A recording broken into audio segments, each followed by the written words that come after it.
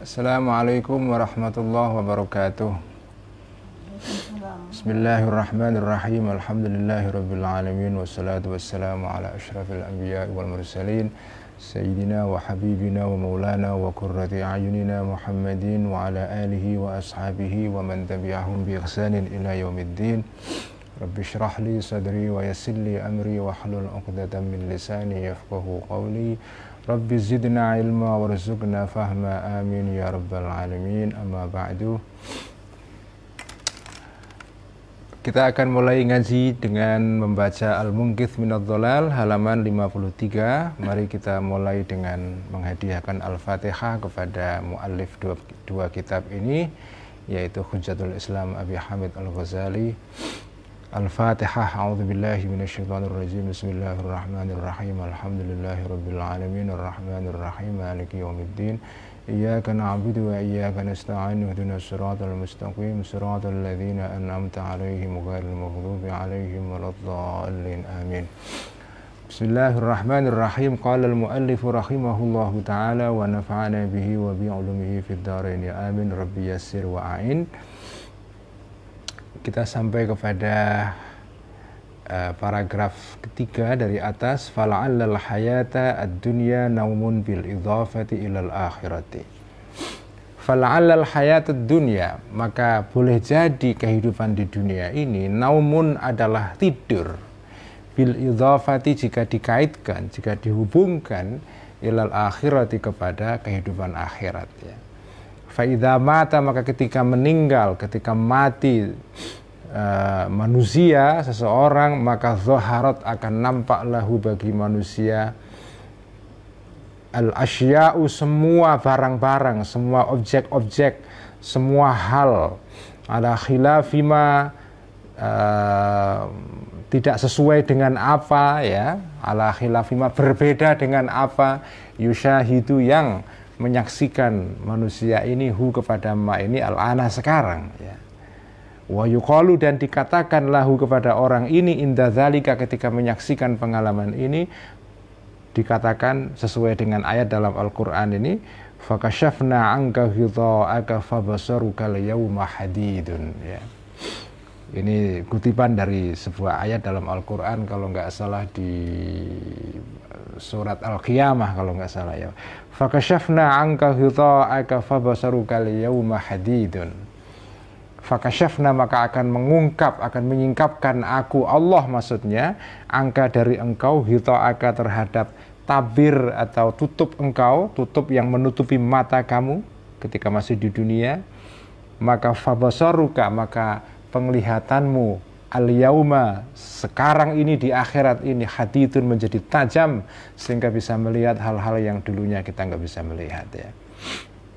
Ini adalah tahap terakhir dari keraguan-raguan Al-Ghazali ketika meneliti seluruh pengetahuan-pengetahuan yang dia miliki, ya.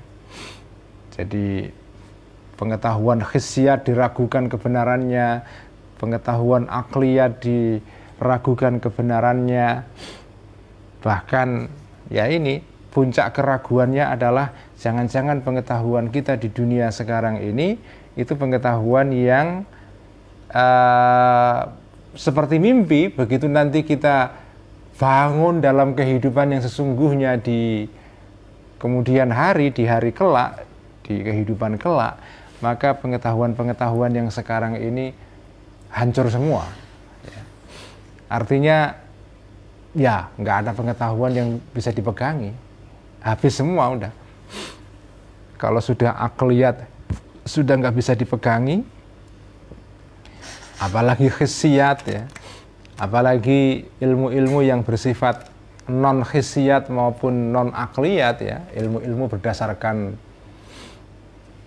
penalar, ilmu-ilmu sekolahan. Semua ilmu yang dipelajari di sekolah itu kan bukan ilmu yang ya sebagian besar, ya, bukan ilmu-ilmu yang akliyat maupun khissiyat, ya. Basisnya khissiyat dan akliyat, ya. Jadi untuk mengulang lagi apa yang sudah saya sampaikan sebelumnya, khissiyat artinya adalah ilmu yang dasarnya adalah penginderaan kita, ya. Berdasarkan apa yang kita lihat ataupun kalaupun tidak kita lihat langsung ya melalui alat. Jadi kita memakai Google atau memakai teropong, memakai teleskop, walaupun tidak mata kita sendiri yang melihat, tetapi mata kita dibantu oleh alat. Itu juga termasuk ilmu akliyat, ilmu khisiat ya. Jadi ilmu-ilmu yang kita pelajari di sekolahan, teori ekonomi, teori politik, sejarah, filsafat, itu semua bukan ilmu-ilmu yang akliyat. Sebagian ada akliyatnya, sebagian ada khisiatnya, tapi sebagian yang lain besar yang lain adalah ya ilmu-ilmu berdasarkan penalaran, penyimpulan dari sejumlah data yang ada, dan mungkin itu juga bukan data yang memadai ya. Akhirnya disimpulkan, oh begini. Itu tidak masuk dalam kategori khisiat maupun akliyat ya.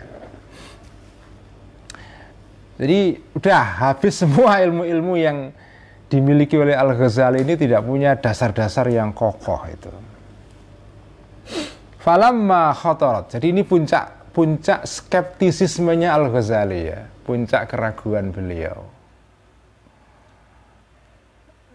Nah, pada titik inilah Al-Ghazali kemudian mengalami semacam kelumpuhan intelektual ya. Falamma khatarat, maka ketika terbetik, ketika muncul li kepadaku hadhil khawatiru, pikiran-pikiran seperti ini atau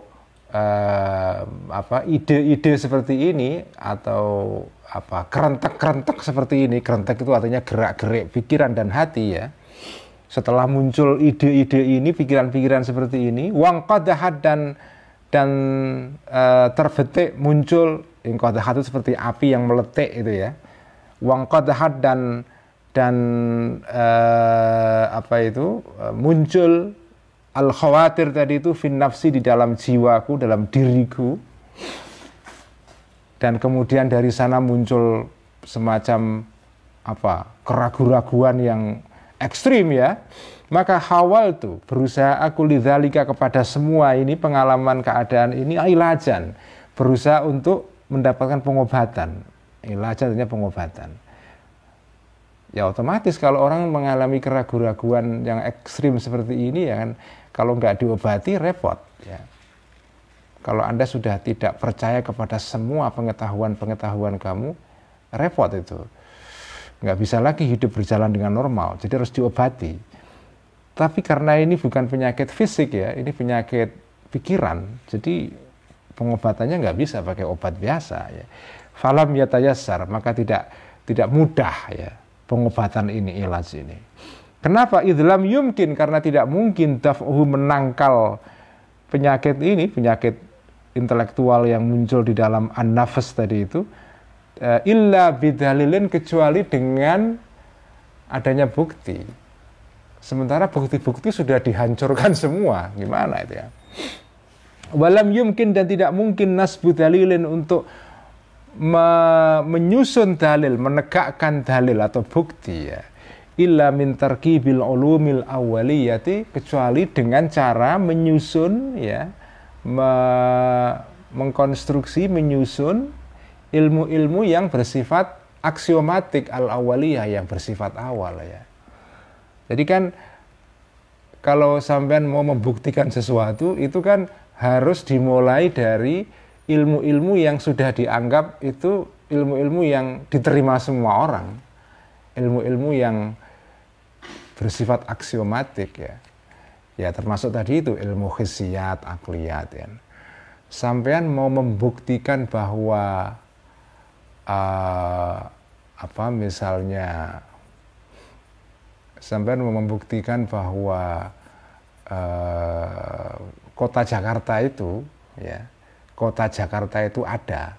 Jadi taruhlah misalnya sampai ini tidak pernah pergi ke Jakarta, nggak pernah pergi ke Jakarta, tapi sampai mau membuktikan adanya Jakarta, kota Jakarta itu. Nah, sementara sampean nggak percaya kepada orang-orang yang pernah melihat Jakarta. Karena sampean nggak percaya bahwa penglihatan itu bisa dipercaya sebagai basis pengetahuan. Sampean orang yang meragukan segala ilmu, termasuk ilmu yang datang dari penglihatan mata.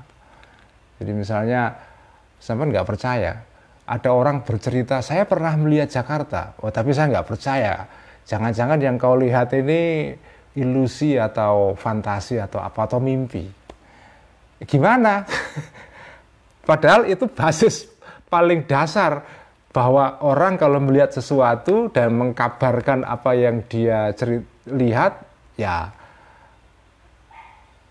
dan yang mengkabarkan itu banyak sekali, misalnya ribuan orang, dan nggak mungkin mereka bersepakat untuk bohong, tapi itu semua Anda tolak.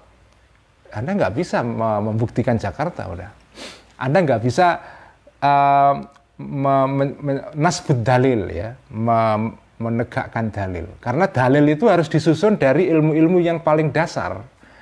Jadi, termasuk tadi itu ilmu yang paling dasar adalah kamu harus percaya penglihatan orang, bahwa penglihatan itu bisa menimbulkan pengetahuan. Ketika saya melihat Jakarta, maka saya tahu Jakarta ada. Ketika saya melihat kota Semarang, maka saya berkesimpulan kota Semarang ada. Tapi kalau Anda nggak percaya kepada kesimpulan berdasarkan penglihatan, itu artinya basis pengetahuan yang paling elementer udah kamu tolak. Nggak bisa lagi menyusun pengetahuan setelah itu, karena ya itu dasarnya pengetahuan kan itu. Ya. Jadi nggak bisa lagi udah. Jadi makanya Al-Ghazali ini pada titik ini betul-betul lumpuh. Dia kepingin menegakkan, kepingin mencari dalil untuk membuktikan kebenaran ilmu-ilmu yang dia punyai, tapi semua ilmu-ilmu dasar yang menjadi basis pengetahuan dia ragukan semua udah. Makanya ini penyakit yang nggak mudah diobati, ya. Jadi walam yumkin, dan tidak mungkin nasbu dalilin, untuk menyusun dalil atau bukti, illa min tarkibil ulumil awwaliyah, kecuali dengan cara menyusun ilmu-ilmu yang bersifat aksiomatik, ilmu-ilmu yang a priori, ya. Kalau sampean mau membuktikan teori matematika tapi Anda nggak percaya kepada prinsip dasar dalam matematika, yaitu bahwa angka yang lebih kecil itu nilainya lebih rendah daripada angka yang lebih besar, ya udah gugur semua teorem atau teori-teori matematika kan. Kalau Anda nggak percaya 10 itu lebih gede daripada 3 misalnya, itu kan paling basis. Gimana sampai mau membuktikan seluruh teori-teori matematika? Nggak bisa. Jadi itu. Fa'idha lam takun, maka ketika tidak ada al-ulumul awwaliyah ini musallamatan, diterima, ditolak semua, nggak diterima lagi, lam yumkin, tidak mungkin, tertibud dalili, untuk menyusun dalil. Mentertibkan artinya disusun, ya, disusun secara tertib, seperti dalam ilmu logika itu, ya. Jadi di dalam berpikir logis itu kan pikiran itu ada urut-urutannya. Jadi jika A adalah B dan B adalah C, maka A adalah sama dengan C, gitu kan. Kalau itu nggak diterima, susunan sampean nggak bisa menyusun susunan dalil seperti ini. Kalau A sampean nggak terima, B sampean nggak terima, ya nggak nyampe C, ya. Makanya tertibut dalil, menyusun dalil itu mengandaikan sampean menerima fakta-fakta ataupun basis dalilnya, yaitu ilmu-ilmu yang tadi itu bersifat awaliyah itu.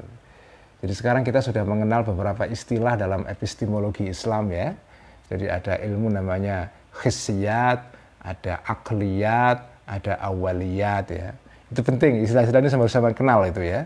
Jadi ada hissiyat, ada akliyat, ada awaliyat, ya. Ya, ini pengetahuan sekedar untuk tahu saja tentang istilah-istilah yang dipakai oleh para ulama Islam ketika membahas mengenai teori pengetahuan, ya. Saya kira teman-teman layak mengetahui istilah-istilah ini supaya kita tidak ketika berbicara mengenai teori pengetahuan itu langsung istilah-istilah yang dipakai semua istilah-istilah dari barat itu loh. Istilah dari John Locke, dari David Hume, dari para filosof-filosof Eropa, ya, Francis Bacon dan seterusnya. Ya, sekali-kali kita pakai istilah-istilah yang dipakai oleh ulama Islam, ya. Ada hissiyat. Ya, sebetulnya istilah hissiyat itu ada padanan dalam bahasa Inggrisnya. Tapi kan ya bagus juga kalau memakai istilah-istilah yang berasal dari tradisi Islam ini, ya. Jadi ini situasi yang dialami oleh Al-Ghazali pada puncak keraguannya. Jadi beliau berusaha untuk mengobati penyakit ini, tapi falam yatayassar, nggak mudah. Karena itu fa'adhala, maka menjadi akut ya, menjadi kronis hadada'u penyakit ini, penyakit skeptisisme ini, keraguan ini. Wadama, dan berlangsung penyakit ini qariban kurang lebih min syahraini, dari 2 bulan. 2 bulan Imam Ghazali itu mengalami keraguan ekstrim ya. Mengalami situasi relativistik ya, maksudnya relativistik itu semua hal relatif, semua hal nggak pasti, itu maksudnya relativistik ya. Aku fihima, dalam 2 bulan ini ala madhabis safsatati ya. Ana fihima ini jumlah khobariyah, tapi merupakan sifat dari atau bisa menjadi hal ya. Ana, dalam keadaan aku fihima, di dalam 2 bulan ini ala madhabis safsatati, mengikuti madhab sofisme, madhab orang-orang yang nggak percaya ilmu itu, orang-orang sofis ya, dalam tradisi filsafat Yunani itu, orang yang pokoknya gangguin aja. Kalau ada orang punya prinsip ini diganggu, punya prinsip itu diganggu, punya pengetahuan, pokoknya orang yang memang orang-orang yang nyinyir aja, itu namanya orang-orang safsatah ya. Bihukmil kahali, secara keadaan, menurut hukumnya keadaan. Artinya keadaanku ini sebetulnya keadaan orang seperti orang safsatah, orang sofis. Walaupun secara ucapan Al-Ghazali tidak mengaku sebagai orang-orang safsatah, tapi sejatinya situasi yang dialami oleh beliau itu situasinya orang-orang sofis ya. La bihukmin nutki, tidak berdasarkan hukumnya pembicaraan, wal maqali, dan ucapan. Ya kalau secara ucapan Al-Ghazali orang biasa, masih normal, tapi secara esensi sebetulnya beliau ini mengalami situasi keraguan-raguan sama dengan orang-orang sofis ya. Dengan kata lain, Al-Ghazali pernah jatuh sampai ke level yang serendah itu dalam hal pengetahuan, yaitu jatuh sampai ke levelnya orang-orang sufis to'iyun. Di dalam hierarki atau tingkat-tingkatan orang-orang yang berpengetahuan, orang sufis to'iyun itu, orang-orang sofis itu derajatnya rendah sekali. Kenapa? Karena orang-orang ini sebetulnya tidak punya kepentingan untuk mencari ilmu. Yang mereka lakukan hanya, pokoknya kalau ada orang mengklaim punya ilmu, dia serang. Apapun itu. Ya. Jadi tugas dia hanya gangguin semua orang yang mengklaim punya ilmu, punya kepastian ilmu. Ya. Nah, makanya tingkatnya paling rendah. Al-Ghazali pernah sampai ke situ, mengalami penurunan derajat epistemologis ya, sampai ke derajat yang seperti itu ya. Nah, tetapi selama 2 bulan ini kemudian pelan-pelan itu menghilang penyakit ini, hatta syafa, sehingga menyembuhkan Allah Ta'ala min dzalikal maradi, dari penyakit tadi itu, wal i'tilali, dan penyakit ya. Wa'adat, dan kembalilah an-nafsu, jiwaku, ilas sihhati, kepada keadaan sehat, wal i'tidali, dan tengah-tengah, moderasi. Akhirnya Allah menyembuhkan, dan kemudian Al-Ghazali sehat kembali. Ini bukan sehat badan ya, sehat pikiran ini ya, sehat pikiran. Waraja'at, dan kembali ad-daruriyatul aqliyatu, ilmu-ilmu yang bersifat aksiomatik, yang al-aqliyatu, yang bersifat penalaran atau rasional. Jadi sudah mulai kembali itu ilmu-ilmu daruriyat yang tadi itu, hissiyat, aqliyat, itu balik lagi. Al-Ghazali pelan-pelan mulai bisa meraih kepercayaan kepada ilmu-ilmu yang tadi itu.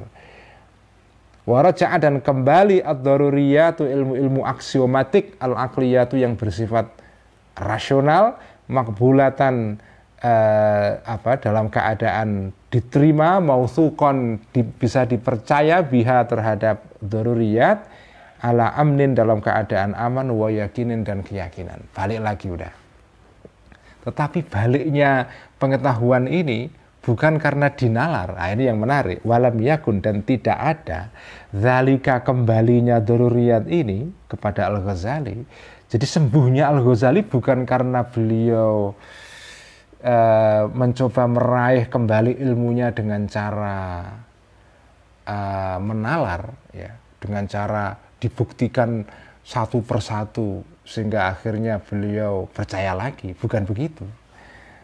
Walam yakun, dan tidak ada zalika, sembuhnya Al-Ghazali tadi itu binazmi dalilin, dengan cara menyusun dalil, wa tartibi kalamin, dan menyusun premis atau qadhiyah, ya, ucapan maksudnya.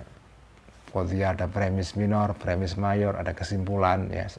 Seperti dalam ilmu logika kan, kalau ngikuti ilmu logika kan pengetahuan itu dicapai dengan cara menyusun premis dasar, kemudian premis tengah, baru sampai ke kesimpulan, ya. Ya seperti contoh dalam ilmu mantek itu, ya.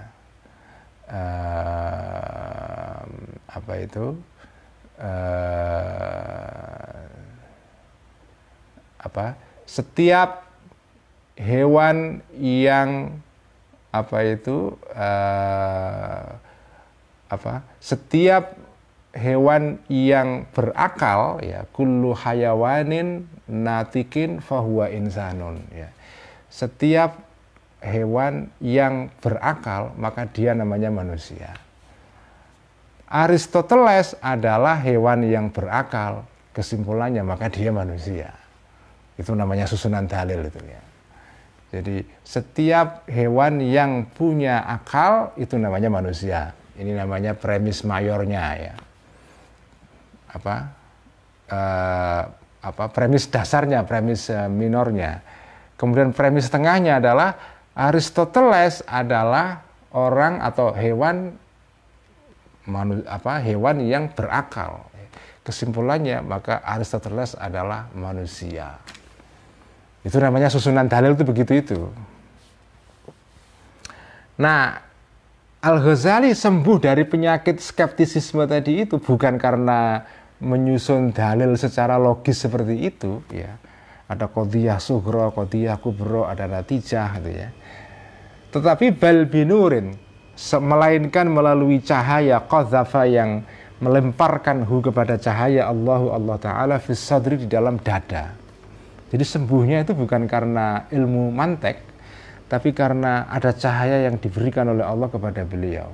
Wa dzalikan nuru, dan cahaya tadi itu huwa adalah miftahu aktsaril ma'arifi, adalah merupakan kunci dari sebagian besar pengetahuan-pengetahuan, ya. Jadi, nah ini baru diketahui Al-Ghazali setelah mengalami krisis. Al-Ghazali itu kan orang yang dikenal sebagai ahli mantek, bahkan menulis kitab mengenai mantek, ya, khusus mengenai mantek. Ada Al-Qistasul Mustaqim, ada Mi'yarul Ilm, ada yang lain-lain, ada misalnya Muqaddimah di dalam kitab Usul Fikih Al-Mustasfa karangan beliau juga, itu juga memuat bagian mengenai soal mantek, ya. Jadi kemudian juga dalam Maqasidul Falasifah beliau juga ngarang, dalam kitab itu ada bagian mengenai mantek, ya. Jadi Al-Ghazali itu ahli mantek banget. Semula beliau mengira bahwa pengetahuan itu ya hanya bisa dicapai kalau melalui prosedur logis seperti itu. Itu adalah pemahaman Al-Ghazali sebelum mengalami peristiwa ini. Setelah mengalami peristiwa ini, beliau tiba-tiba punya semacam insight, punya pengalaman batin bahwa ternyata keyakinan itu datang kepada pikiran manusia itu bukan melalui proses seperti digambarkan dalam ilmu mantek atau ilmu logika yang disusun oleh Aristoteles itu. Sebagian besar ilmu yang datang ke pikiran kita itu adalah karena nur, karena cahaya dari Allah. Baru setelah nur itu datang, ilmu mantek menerangkan. Ini benar sekali, seperti pengalaman yang dialami oleh yang terkenal sekali itu, Isaac Newton. Isaac Newton itu kan cerita yang terkenal ketika menemukan teori gravitasi. itu kan dia kemudian berpikir ada teori gravitasi, itu kan muncul tek begitu saja. Meskipun teknya itu setelah sebelumnya beliau berpikir lama sekali ingin menemukan satu formulasi matematis ya tentang apa itu, kenapa benda itu kok bergerak di alam raya ini. Nah, begitu beliau itu melihat pada suatu hari buah apel jatuh dari pohonnya ke bawah ya, itu kan peristiwa sepele sekali yang dialami oleh jutaan orang sebelum Isaac Newton.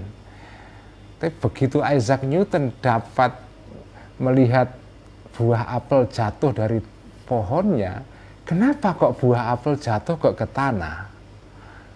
Ya memang ke tanah, nggak ada cara lain, memang begitu. Ya tapi kenapa begitu? Nah, Isaac Newton kemudian pada momen yang spesifik itu tiba-tiba ada pengalaman dalam pikiran dia, oh ternyata penjelasannya adalah teori gravitasi.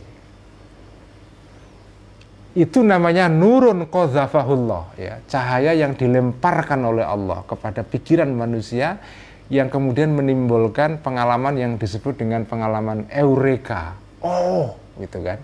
Manusia kalau sudah mengalami pengalaman eureka, itu dia secara spontan tiba-tiba dia bisa menjelaskan sesuatu yang sebelumnya itu muskil. Dan itu terjadi begitu saja, bukan karena prosedur logis ada dalil, ada dalil A, B, C kemudian menyimpulkan apa itu D misalnya. Enggak begitu.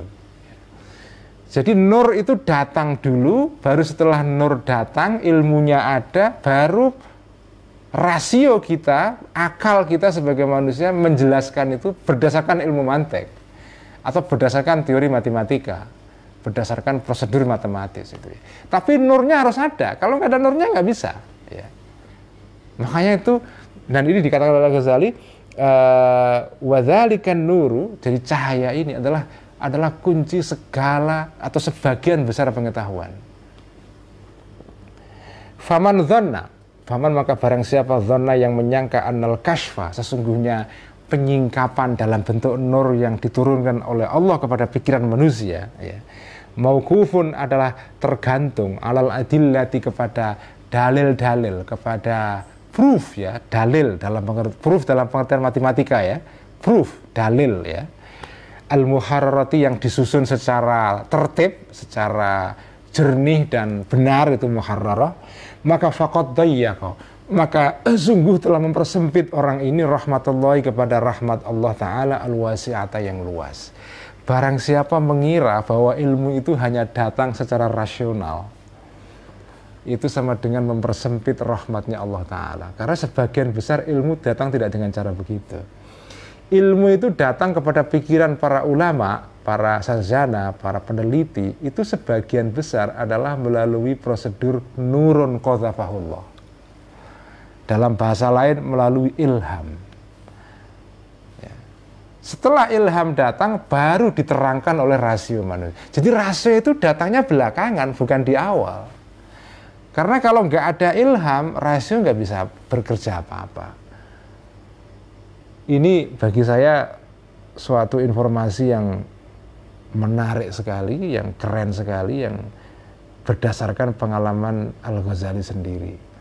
Jadi sebagian besar ilmu itu datang ke pikiran manusia itu karena nurun qadzafahullah ya. Ya sama dengan beginilah. Seorang penulis novel ya, itu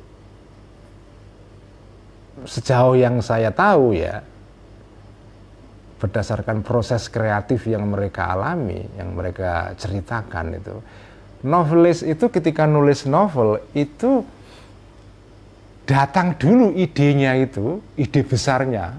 Jadi tiba-tiba nggak ngerti ada apa, tiba-tiba muncul saya kepengen nulis novel tentang kisah ini. Jadi ada ide gelondongan. Nah setelah ada ide gelondongan ini baru kita mendetailkannya melalui teori penulisan novel, ada plot, ada karakterisasi, ada pembukaan, ada konflik, ada resolusi, ada klimaks, kemudian ada anti. Itu kan teorinya. Itu ilmu manteknya nulis novel. Tapi ilmu mantek ini nggak bisa bekerja kalau idenya belum ada dulu. Harus ada ide besarnya dulu. Semua ilmu, semua gagasan itu bekerja dengan cara begini. Seorang arsitek misalnya, tentu dia punya ilmu arsitek yang dipelajari di sekolah. Tapi ilmu ini nggak bisa bekerja kalau nggak ada ide besarnya dulu. Ketika seorang arsitek mungkin ngelamun atau apa, atau sedang santai, tiba-tiba muncul dalam pikirannya sesuatu. Saya kepengen merancang gedung seperti ini. Idenya muncul dulu. Baru setelah ide besar ini muncul, didetailkan, itu diiris berdasarkan ilmu arsitektur yang dia pelajari di sekolah, berdasarkan ilmu manteknya arsitektur. Semua begitu ya, tukang batu, tukang bangunan, insinyur, apapun ya. Itulah cara kerja pengetahuan itu. Jadi harus ada nurun qadzafahullah. Dan Al-Ghazali benar sekali ketika beliau mengatakan bahwa nur inilah adalah aktsaru miftahil ma'arif.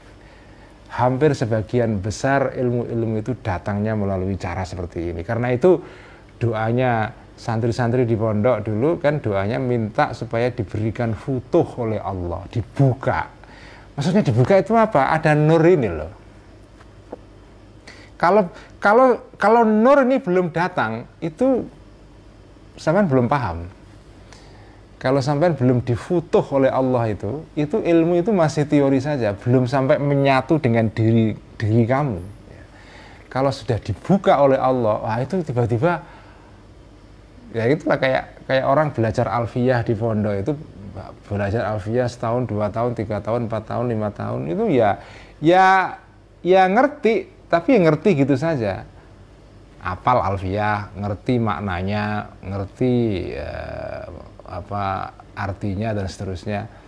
Tapi selama belum diberikan nur yang dilemparkan oleh Allah kepada pikiran, itu alfiyah itu masih kayak barang mati saja. Begitu sudah dibuka, baru ternyata bait ini itu maknanya begini, penerapannya begini, begitu. Oh, ternyata begitu toh maksudnya Ibnu Malik itu. Nah, itu namanya nurun qadzafahullah. Dan nur seperti ini, cahaya seperti ini ya kita nggak bisa menduga kapan datangnya.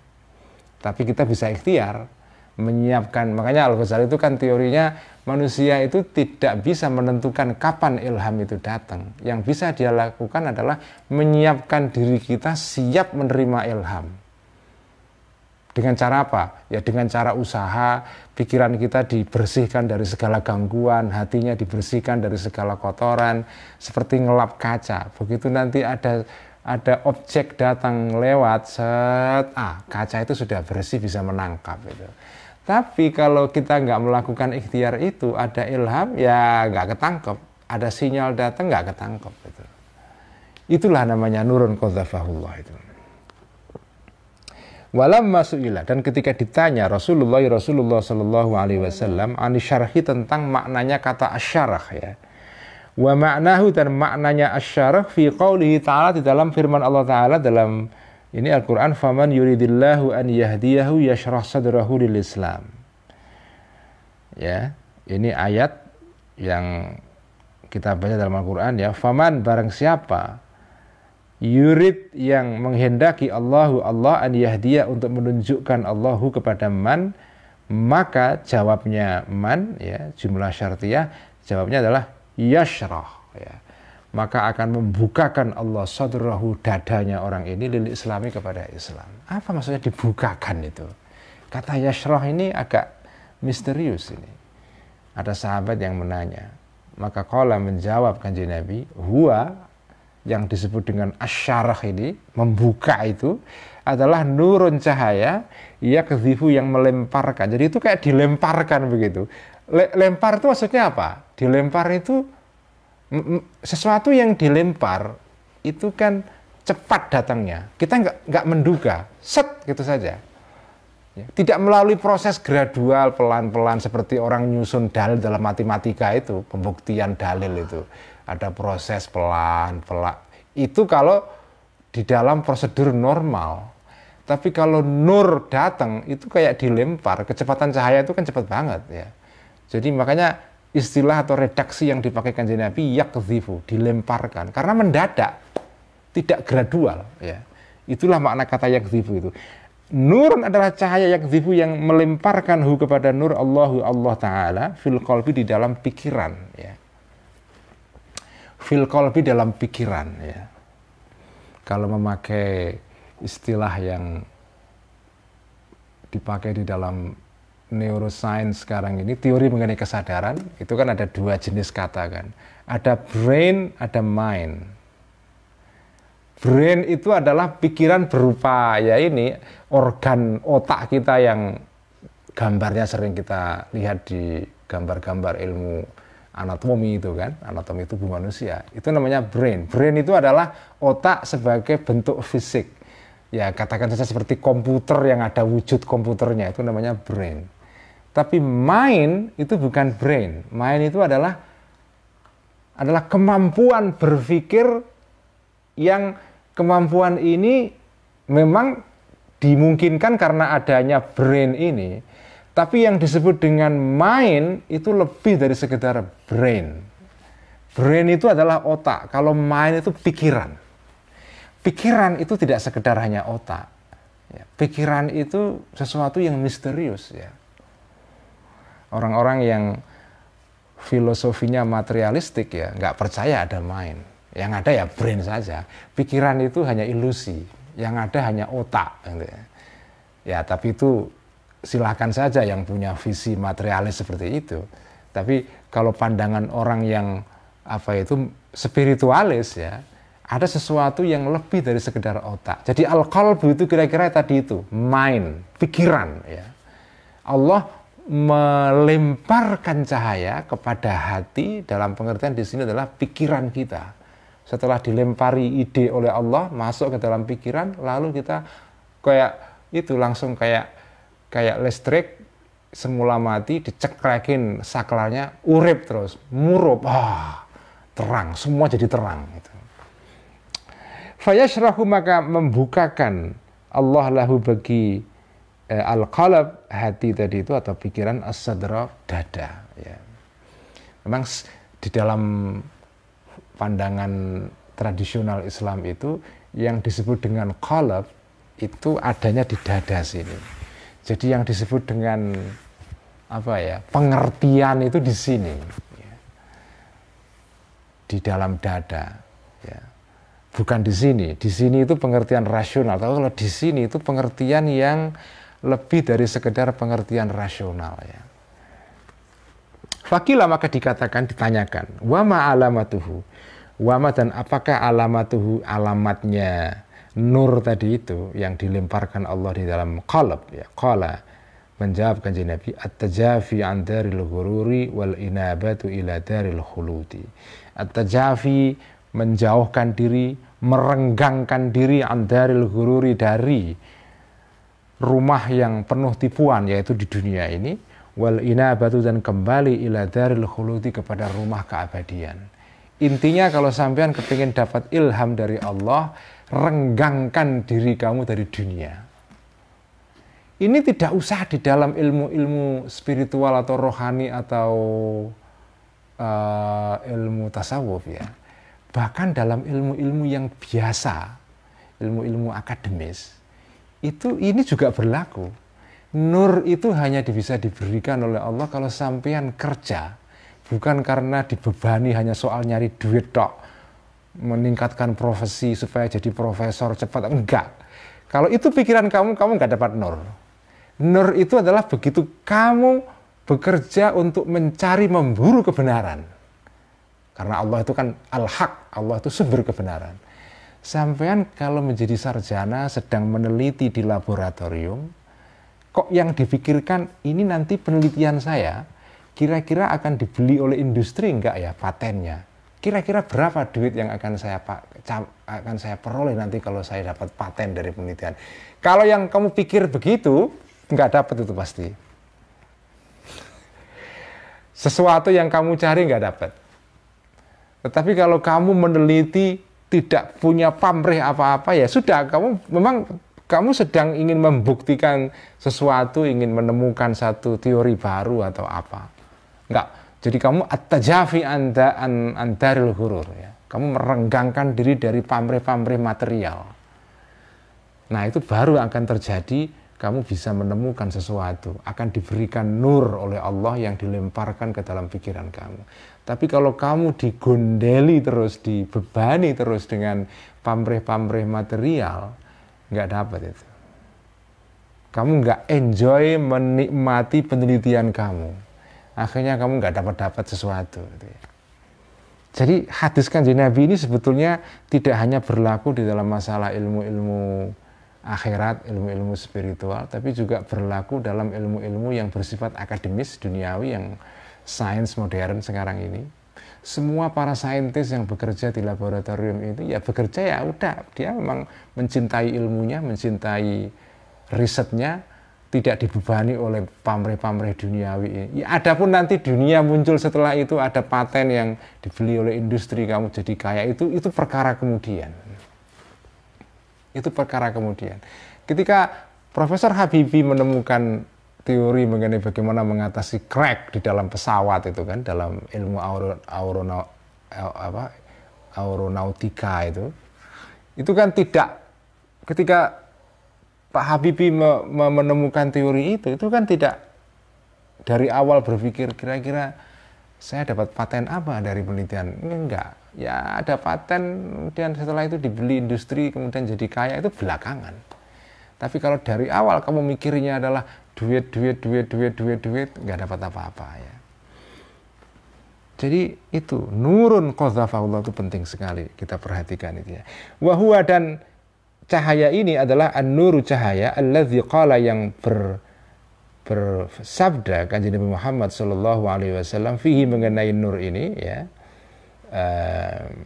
Inilah nur yang dimaksudkan dalam hadis Kanjeng Nabi yang lain, di mana Kanjeng Nabi bersabda, innallaha ta'ala khalaqal khalqa fi zulmatin thumma rasya alaihim min nurihi.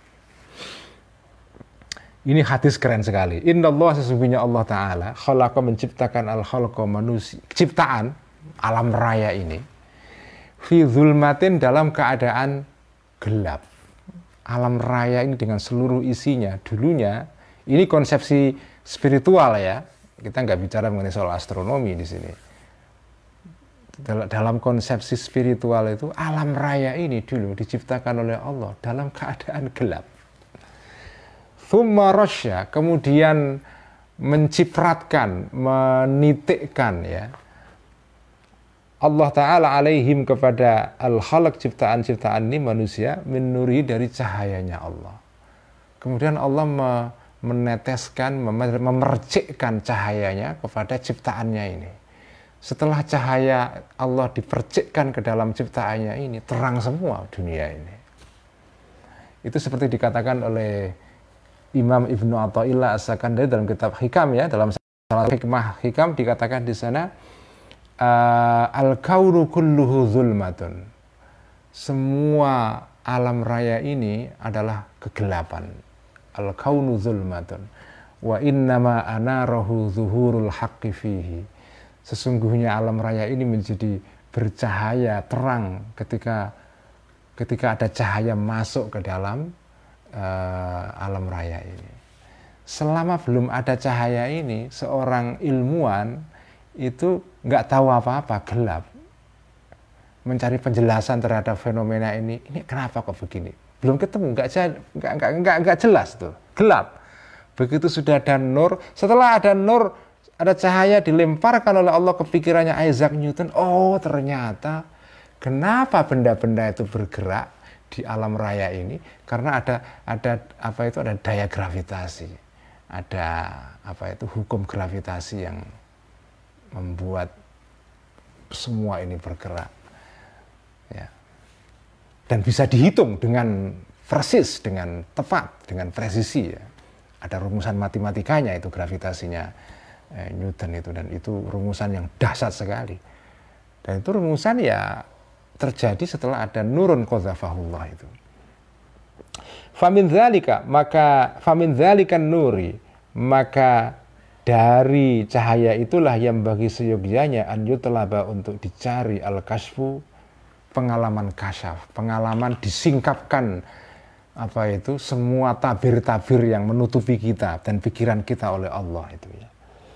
Wa dzalikan nuru, dan cahaya itu yang bajisu keluar cempleret ya, keluar secara seperti sumber mata air yang keluar secara apa itu muncrat ya. Yang bajisu muncrat, maksudnya keluar dengan deras maksudnya ya. Minal judi, dari kemurahan al-ilahi yang bersifat ilahi ya. Dari kemurahan, dari sifat kemurahan, kedermawanannya Allah itu. Fi ba'dil ahayini, di dalam sebagian waktu. Jadi nur ini enggak datang setiap saat. Datangnya ini hanya ba'dul ahayin ya. Sekali-sekali saja. Pengalaman eureka atau yang disebut dengan aha momen dalam pengetahuan itu enggak setiap saat. Karena kalau manusia tiap hari dapat aha momen itu enggak kuat. Karena orang mengalami aha momen, pengalaman eureka, ketersingkapan, dapat nur dari Allah itu, kalau tiap hari orang bisa mati itu. Karena mendapatkan nur semacam ini itu menimbulkan kegembiraan yang luar biasa, yang kadang-kadang fisik kita nggak bisa menanggung itu.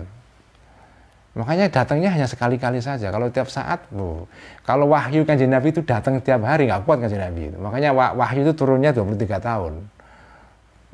Nggak setiap hari, nggak kuat. Manusia nggak kuat.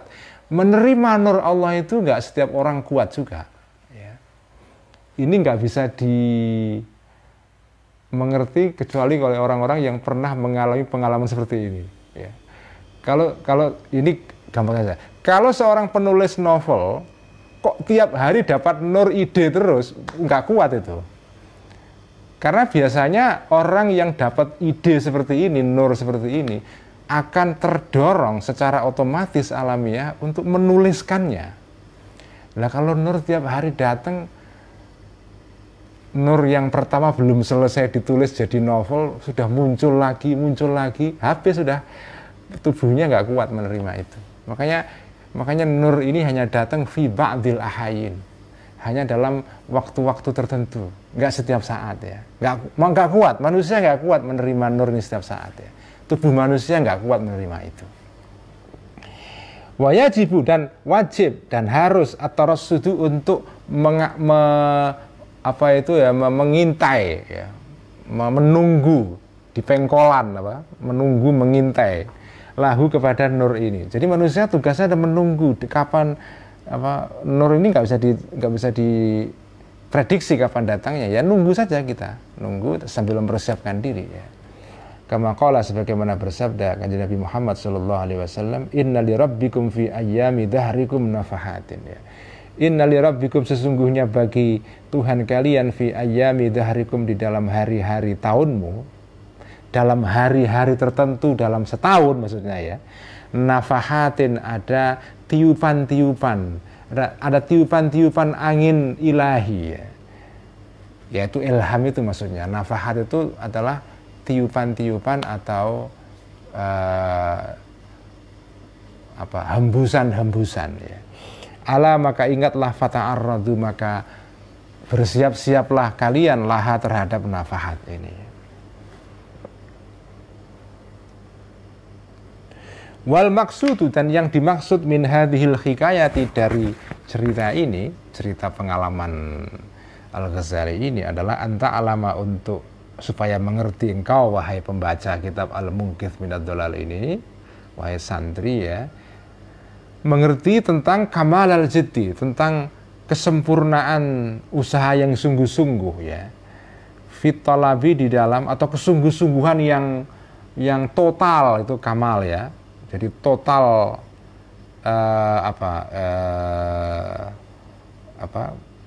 usaha yang total ya, usaha yang tanpa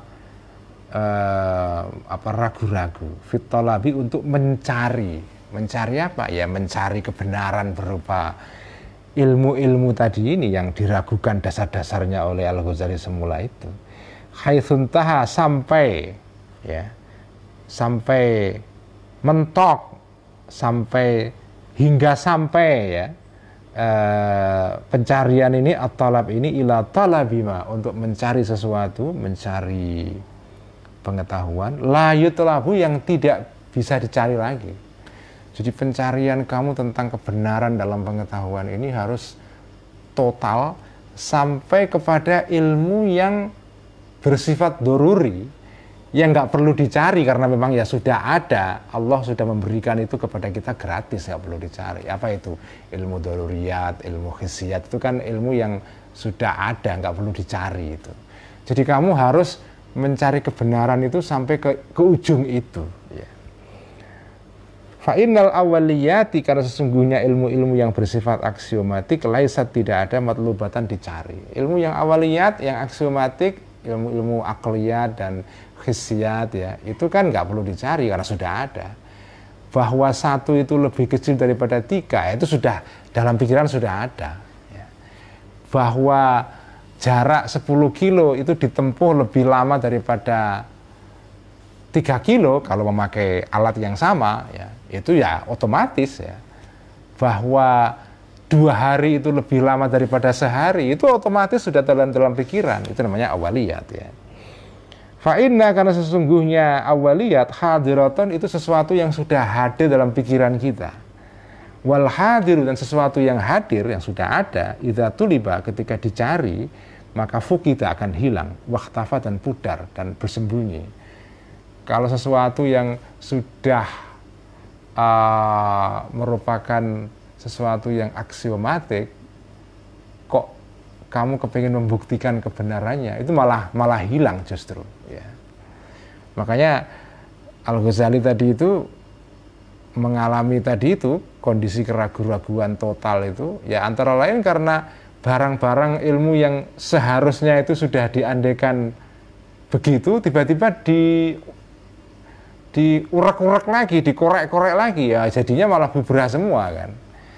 Jadi sesuatu yang sudah hadir kalau dicari lagi malah hilang gitu. Waman, dan barang siapa tolaba, yang mencari orang ini, ma, sesuatu, la yutlabu, tidak usah dicari. Barang siapa yang, kok ada orang mencari pengetahuan yang sudah aksiomatik ya, sampai sejauh itu pencariannya, maka fala yuttahamu, maka tidak boleh dicurigai orang ini, fitaksiri, dengan bertindak salah, fi talabima, dalam mencari ilmu, yutlabu, yang sudah seharusnya dicari ya. Orang kalau sudah pencarian kebenarannya tuh sampai ilmu yang bersifat awaliyat, dia nggak usah diragukan dalam ilmu-ilmu yang tidak bersifat awaliyat ya. Kalau pencariannya sudah sampai sejauh itu, berarti dalam ilmu-ilmu yang tidak bersifat awaliyat, dia pasti dipastikan akan bersungguh-sungguh mencari itu ya. Artinya kalau dengan analogi yang lain, kalau orang mampu lari sampai 20 kilo, ya kalau lari 10 kilo itu ya sudah biasa, sudah pasti bisa. Kalau dia sudah bisa lari sampai 20 kilo, berarti lari 10 kilo ya pasti bisa. Pasti tidak akan taksir, nggak akan dia nggak akan teledor, nggak akan, pasti mampu, bukan tidak mampu ya. Artinya kalau sudah 20 kilo bisa lari 20 kilo ya, yang 10 kilo pasti bisa itu ya. Itu maksudnya fala yutahamu fit taksiri fima yutlab itu ya. Fi talabima yutlab. Sekian ngaji Al-Munqidh, kita teruskan besok dengan bab baru ya, tentang al-qaulu fi asnafit talibin, yang juga menarik ini bab ini. Allah